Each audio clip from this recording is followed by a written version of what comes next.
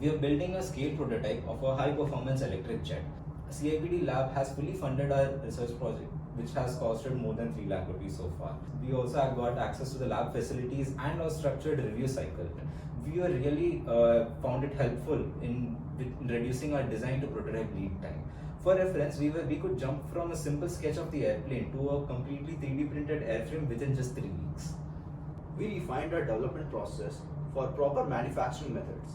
Additionally, Mr. Sarup at B.Tech 4DS helped us transition to industry-grade nylon 3D prints and ensuring repeatable quality at scale. Thanks to Mr. Vinay Taneja and CDAC, we were able to secure Jetson Oil and Nano development board. We are now preparing to test our system beyond just the lab. Dr. Anuj Grover recently introduced us to IHFC, the Technological Innovation Hub of IIT Delhi. So we plan on conducting flight trials of this system at the Drone Tech Park facility in Sonepat. Working at CIPD shaped how we approach the entire project also. We weren't just building a prototype, we were learning how to develop a reliable manufacturable product from scratch.